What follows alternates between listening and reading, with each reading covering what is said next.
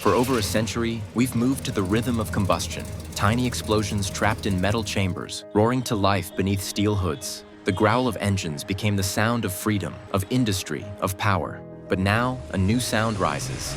Silent, smooth, electric. No gears, no fumes, just a whisper of current flowing through wires. We stand at the crossroads. One path crackles with fire, the other glows with light. Is this the future, or just a shinier machine? This isn't just about engines or energy. It's about the world we're building. One charge, one choice, one road at a time. Level up. Hello guys, David here, and if you like the videos, please subscribe, because quite a lot of you aren't subscribed. Thank you and enjoy the video. Bye guys. First, we should understand how each type of car works. Gas-powered cars run on internal combustion engines. They burn fuel, usually gasoline or diesel, to create small explosions that push pistons up and down. These pistons turn the crankshaft, which ultimately moves the wheels. It's a complex system with hundreds of moving parts: spark plugs, valves, gears, exhaust systems, and cooling fluids, all working together to keep the engine running. Electric cars, on the other hand, use electric motors powered by rechargeable batteries. There's no combustion, no fuel, and far fewer moving parts. Electricity from the battery sends current through magnets in the motor, creating motion instantly and efficiently. The result? Faster acceleration, less maintenance, and a quieter ride. In short, gas engines convert fuel into motion through heat, while electric motors convert electricity into motion directly. Two very different systems, one mechanical, one digital, each with its own strengths and weaknesses. The biggest reasons electric vehicles are gaining popularity is their promise to reduce pollution and fight climate change. But the environmental story isn't simple. It has many layers. Gas-powered cars burn fossil fuels like gasoline or diesel, releasing carbon dioxide, nitrogen oxides, and other pollutants directly into the atmosphere. These emissions contribute to air pollution, global warming, and health problems in cities around the world. Tailpipe emissions are a major source of greenhouse gases, making traditional cars a significant factor in climate change. Electric vehicles produce zero emissions while driving because they don't burn fuel. Instead, they run on electricity stored in batteries. But this raises two key questions. One, where does that electricity come from? And two, what happens to a battery after its useful life runs out? If the power grid is fueled by coal or natural gas, electric cars are indirectly linked to pollution. However, as renewable energy sources like wind, solar, and hydropower become more common, the carbon footprint of electric vehicles shrinks dramatically. When an electric vehicle's battery reaches the end of its life, it needs to be replaced. But old batteries can't just be thrown away. They contain toxic metals like lithium, cobalt, and nickel, which can leak into the soil and water, causing pollution and health risks. Dumping batteries also poses fire hazards, as damaged batteries can ignite. Plus, these batteries hold valuable materials that could be recycled and reused. Dumping wastes these resources and increases harmful mining. Battery materials take a long time to break down in nature, so improper disposal leads to lasting environmental damage. That's why recycling and repurposing old batteries is essential to protect the environment and conserve resources. Manufacturing electric vehicles also has environmental costs, particularly the mining for lithium, cobalt, and nickel. These mining operations can harm ecosystems and local communities if not managed responsibly. Battery production currently requires more energy than building a gas car engine. Despite these challenges, electric vehicles tend to have a lower overall environmental impact over their lifetime. They avoid emissions from burning fuel and benefit as electricity grids get greener. In contrast, traditional cars are limited by their dependence on fossil fuels and ongoing tailpipe emissions. The choice between electric and gas cars is also a choice about energy sources, industry practices, and our commitment to cleaner air and a healthier planet. Now let's talk about costs. When comparing electric vehicles and gas-powered cars, the price tag on the windshield only tells part of the story.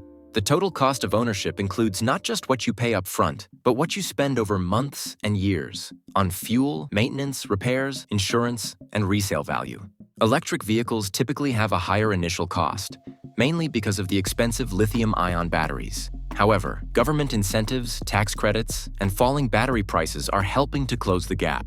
When it comes to fuel, electric vehicles are significantly cheaper to run, especially for people who drive mostly in cities, because when stopping at traffic lights, an electric car consumes way less to start moving again than a normal car. Charging at home costs a fraction of what you'd spend at the gas station, especially if electricity rates are low or if you use solar panels, and even public fast chargers, though more expensive, usually beat gas prices over time. Maintenance is another major difference. Electric vehicles don't need oil changes, spark plug replacements, or transmission repairs. With fewer moving parts, there's simply less that can go wrong. Brake wear is also reduced, thanks to regenerative braking systems that slow the car using the electric motor. Insurance is another important aspect, and it can vary. Some electric vehicles cost more to insure due to higher repair costs or specialized parts, but as they become more common, premiums are expected to stabilize. Finally, resale value. The resale value is improving. As electric vehicle technology matures and public demand rises, used electric vehicles are holding their value better than they did a few years ago, especially those with long range and strong battery health. In the long run, electric vehicles often save money, especially for daily commuters or drivers in dense cities with a lot of traffic or in areas with high gas prices and good charging access. But for others, especially in rural or underdeveloped areas, gas cars still offer more convenience and lower upfront costs. Cost isn't just about dollars, it's about time, convenience, and long-term thinking. One of the biggest differences between electric vehicles and traditional cars is how they refuel or recharge. Gas cars fill up in minutes. You pull up to a pump, and within 5 to 10 minutes, you're back on the road. It's fast, familiar, and convenient. Electric vehicles require charging, which takes longer. Home chargers usually take several hours to fully recharge a battery overnight. Public fast chargers can reduce that to 30 minutes or less, but they aren't as widespread as gas stations yet. Charging speed depends on the battery size and charger power. This means electric vehicle owners often plan charging around daily routines. For many, this fits well with everyday life. However, long trips still require stops for charging, which can add time compared to quick gas fills and planning, because you have to know if you can find a charger and where to find it. In many parts of the world, there are hundreds of kilometers without any charging stations, making long journeys impossible for electric car owners. In the end, fueling time becomes a new kind of currency, balancing convenience, planning, and access. As technology improves, charging will get faster and more accessible, reshaping how we think about time on the road. When it comes to performance, electric vehicles have changed the game. Electric motors deliver instant torque, which means power is available the moment you press the accelerator. There's no delay, no gear shifts, no engine revving, just pure, immediate acceleration. That's why many electric vehicles now outperform even the fastest sports cars. When it comes to who can go from 0 to 100 the fastest, the Rimac Nevera made by Rimac Automobili, a Croatian automotive manufacturer, takes the first place easily. This is an all-electric hypercar that is currently the fastest production car in the world. It goes from 0 to 100 kilometers per hour in just 1.81 seconds, a record that leaves most gas-powered supercars in the dust. The Tesla Model S hits 100 kilometers per hour in around 2.1 seconds, faster than a Lamborghini Aventador. The fastest gas-powered car is the Koenigsegg Jesko Absolute, which hits 100 kilometers per hour in 2.2 seconds. Gasoline cars still dominate in some areas, like top speed, endurance racing, and emotional engine sound. Many driving enthusiasts prefer the rumble, vibration, and shifting that come with a traditional internal combustion engine. There's a mechanical drama that electric vehicles simply don't replicate. But in everyday driving, electric vehicles often feel smoother and quicker. The lack of gear changes makes acceleration feel seamless, and regenerative braking gives drivers more control and efficiency in traffic. On the racetrack, combustion engines still have a place, but on the street, electric vehicles are redefining what performance means, not just in speed, but in responsiveness, efficiency, and control. In short, gas-powered cars offer emotion and legacy, while electric vehicles deliver raw speed and technological precision. One speaks to the past, the other drives us into the future. As more drivers switch to electric vehicles, a new challenge emerges. Can our power grids keep up? Charging millions of cars will put pressure on local infrastructure, especially during peak hours. In some areas, grids will need major upgrades to avoid overloads and blackouts. Rural regions may also lack fast charging networks, limiting accessibility. But the transition brings opportunity. Smarter grids, renewable energy integration, and vehicle-to-grid systems that let cars give energy back. The road ahead isn't just about building chargers, it's about rethinking how we power everything, from homes to highways. So, electric or gas, there's no one-size-fits-all answer.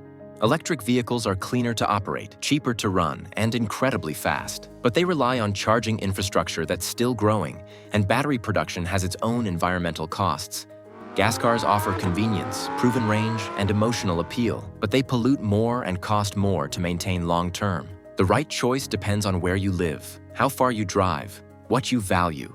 For city drivers with access to charging, electric makes sense. For rural areas or long-distance travelers, gas still holds an edge, for now. And if you can't decide, just go for a hybrid. But the trend is clear. The world is moving electric, slowly but steadily. Not because it's perfect, but because it's the future. In the end, this isn't just about machines. It's about the kind of future we want to build. One decision, one drive, one road at a time. The engine is changing, the silence is growing louder, and the road is still wide open. We're not just choosing between two types of cars. We're choosing between past and future, between comfort and change, between what we know and what might be better. Electric or gas, there's no single answer. So before you choose your next car, choose your values. Because every ignition, every charge is a vote for the world we want to live in. If this made you think differently about the road ahead, like, share, and subscribe. See you next time.